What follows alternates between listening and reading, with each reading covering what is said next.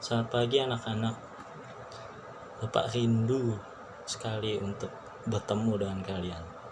Rindu untuk belajar bersama, curhat-curhat, cerita bareng, bercanda. Tapi untuk saat ini kita harus stay at home. Belajar dari rumah, Bapak bekerja dari rumah, dan melakukan segala aktivitas di rumah dulu. Jadi puji syukur Tuhan menciptakan kepintaran bagi manusia untuk menciptakan teknologi-teknologi sehingga kita masih bisa berhubungan walaupun mungkin kita terpisah jarak dan waktu.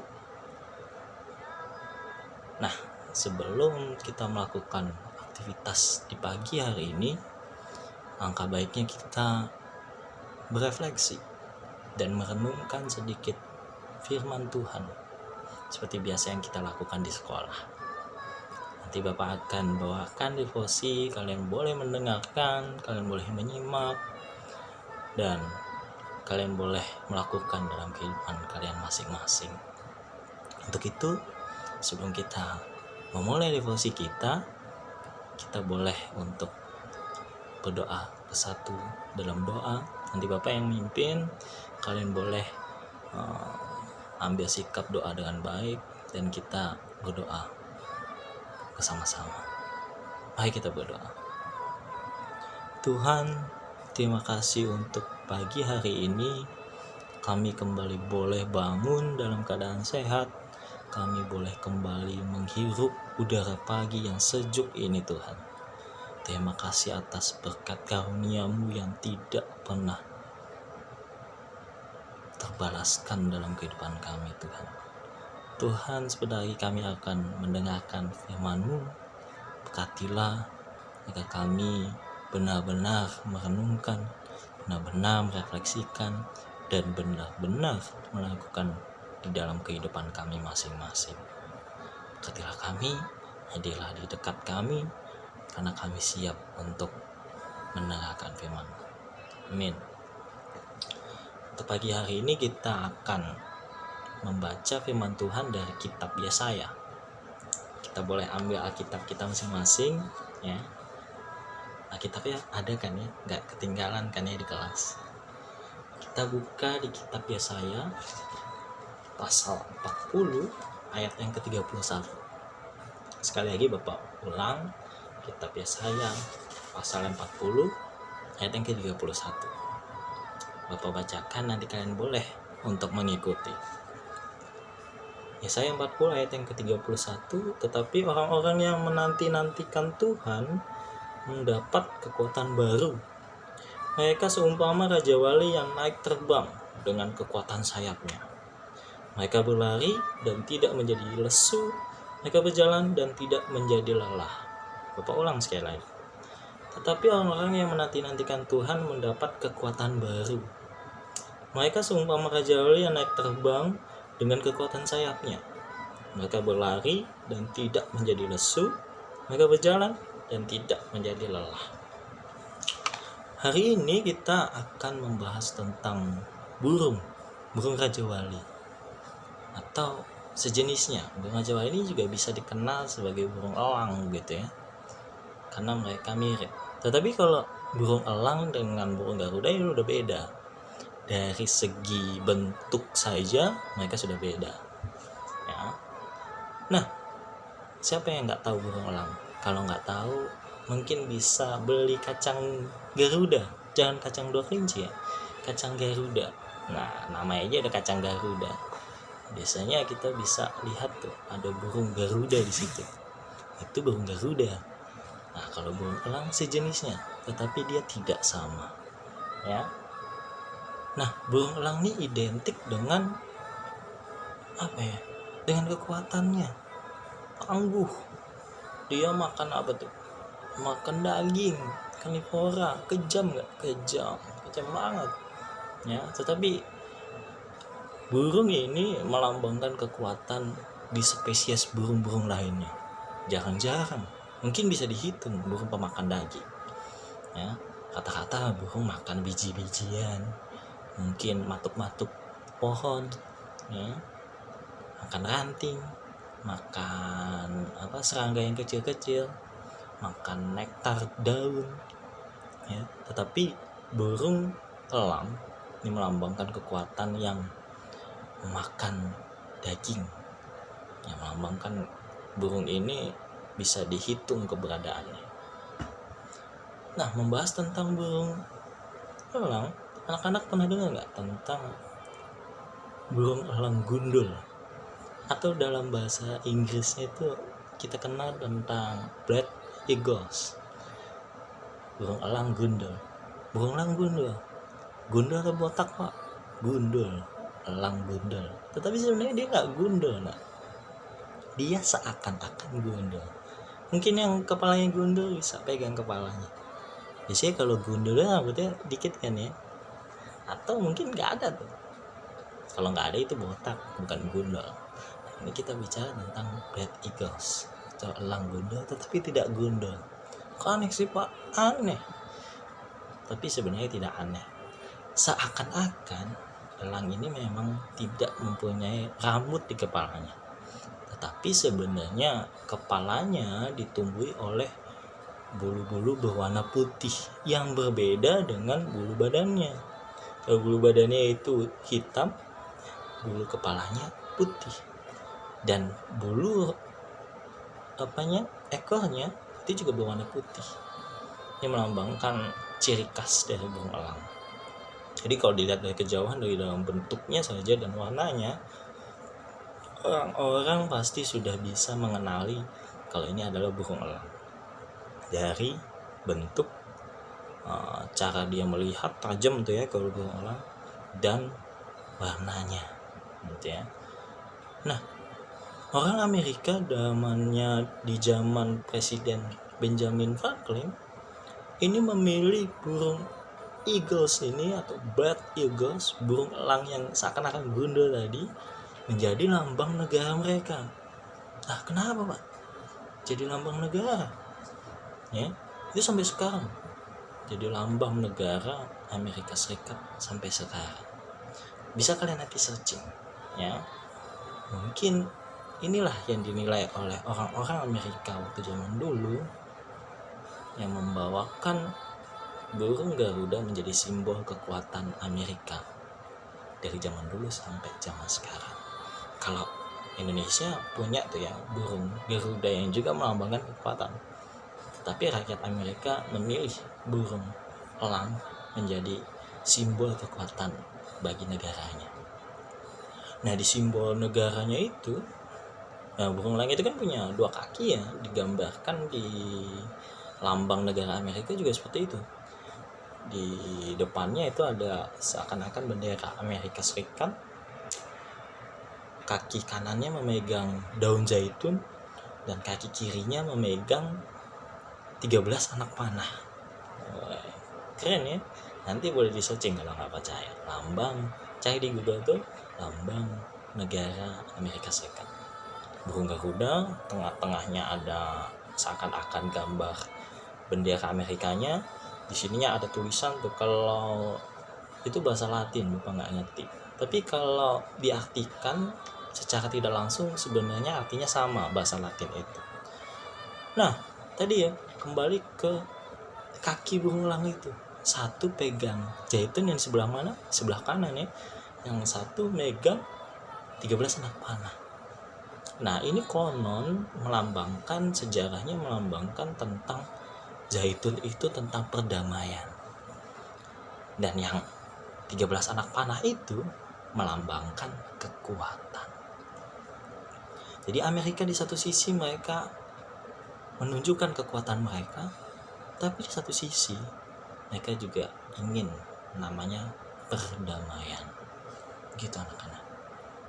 Dan uniknya di desain logo gambar itu, kepala burung elang ini menengok ke arah kanan, yang berarti apa?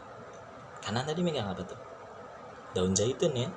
Nah, yang berarti Amerika sebenarnya juga lebih memilih perdamaian. Nah, di sini Bapak tidak membahas tentang Amerika dan tidak lebih juga menekankan tentang kepalanya elang tadi kenapa itu gundul ya, yang seakan-akan gundul tetapi dia tidak gundul, bukan. Tetapi Bapak mengingatkan bahwa hewan saja, hewan yang diciptakan oleh Tuhan bisa membuat manusia menyimbolkan bahwa hewan itu punya kekuatan, hewan itu punya ketangguhan, hewan itu punya segala macam kemampuan untuk mereka bertahan hidup.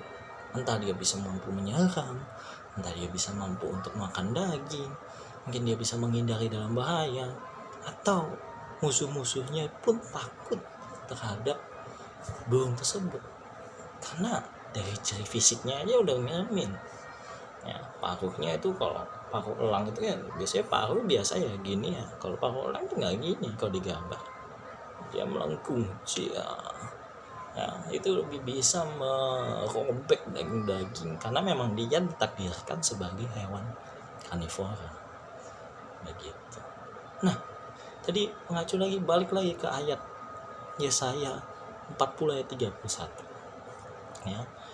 Kalau yang menanti-nantikan Tuhan itu akan mendapat kekuatan baru seperti burung elang tadi, seperti Raja Wali itu burung elang yang melepakkan sayapnya di atas ketinggian ya.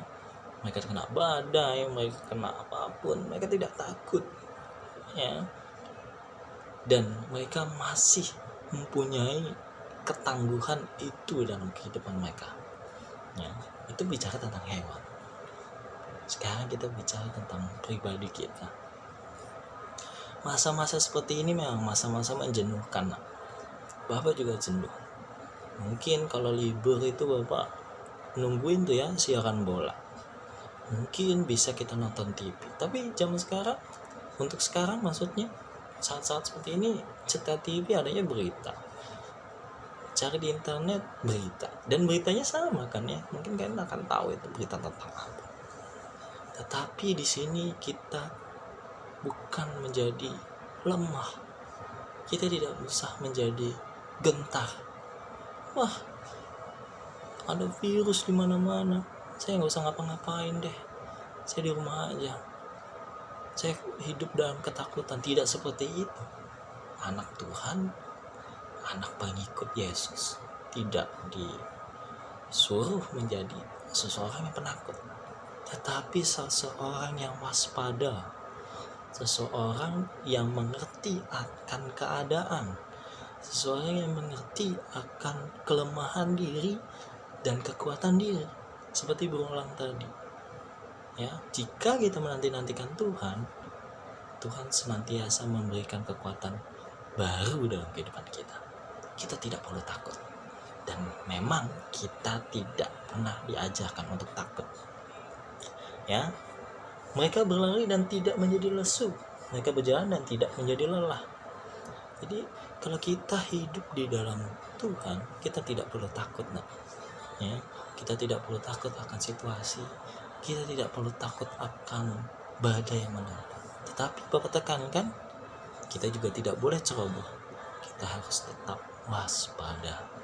Jangan lupa mandi, jangan lupa cuci tangan, jangan lupa untuk pakai masker. Itu bentuk kewaspadaan kita. Walaupun kita punya kekuatan baru dalam kehidupan kita dari Tuhan tadi, kita harus tetap waspada. Mungkin hanya itu yang Bapak sampaikan. Kalian harus bisa mengkondisikan situasi-situasi semacam ini yang mungkin nanti juga bisa akan kalian ceritakan untuk anak-anak kalian nanti, untuk teman-teman mungkin yang tidak mengalami situasi semacam ini. Ini menjadi sejarah dunia ya, bagaimana kita belajar, bekerja, dan berkumpul semuanya dari rumah bagi kita anak-anak. Jadi belajar dari burung elang, bagaimana rakyat Amerika mempercayai burung elang ini mempunyai kekuatan, itu kita refleksikan. Burung elang saja punya kekuatan, masa sih kita tidak punya kekuatan dalam kehidupan kita? Dan perlu kita pertanyakan, dari mana kekuatan itu berasal? Dari Tuhan atau dari yang lain? Itu boleh kita refleksikan masing-masing. Dan Bapak percaya kalian senantiasa hidup dalam kedamaian, tetap sehat, saling menjaga, kakak menjaga adik, adik mengingatkan kakak, kakak mengingatkan orang tua juga mengingatkan para anak, dan sebagainya. Kita harus senantiasa berpegangan tangan, tapi jangan berpegangan tangan dulu, kita nggak boleh.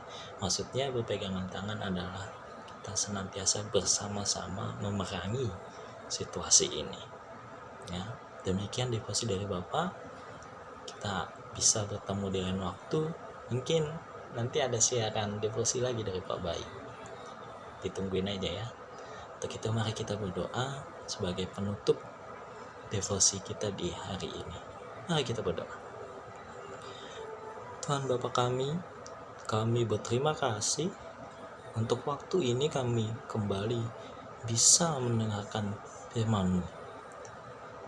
Tuhan, kami tahu kami memiliki banyak kelemahan dalam diri kami. Tapi kami juga tahu kami memiliki kekuatan-kekuatan baru yang selalu Engkau pulihkan dalam kehidupan kami. Tuhan, kami manusia-manusia lemah yang mungkin dengan sesuatu yang tidak terlihat saja kami bisa jatuh sakit, bahkan berakibat fatal. Untuk itu, tanamkanlah dalam kehidupan kami untuk tetap waspada, menaruh hati dalam pikiran kami bahwa kami tetap harus bersandar terhadap-Mu saja Tuhan. Tuhan, berkatilah hari-hari kami, berkatilah hari ini mungkin kami akan melakukan banyak aktivitas. Berkatilah agar kami senantiasa diperbaharui, dan biarkanlah walaupun kami belajar dari rumah, biarkanlah pembelajaran ini tetap berguna dan melatih kami untuk masa depan kami yang lebih baik. Tuhan, kami berdoa untuk orang-orang di luar sana yang mungkin lagi sakit ataupun mengalami semacam masalah di dalam situasi semacam ini. Kami berdoa untuk mereka. Kami juga berdoa untuk negara-negara lain dan juga negara kami Indonesia, agar kami boleh dimerdekakan dari situasi-situasi saat ini Tuhan. Tuhan, kami percaya hanya Engkau yang dapat memulihkan kondisi apapun, kondisi susah ataupun kondisi senang ataupun segala macam. Dan kami berserah kepada-Mu saja Tuhan, karena bukan kehendak kami yang jadi, melainkan kehendak-Mu. Ke dalam tangan-Mu kami berdoa dan ucap syukur. Haleluya. Amin. Demikian devosi Bapak. Selamat belajar, selamat beraktivitas. Jangan lupa tetap sehat, tetap makanan sehat, tetap cuci tangan. Jangan sentuh-sentuh benda yang mungkin tidak usah disentuh.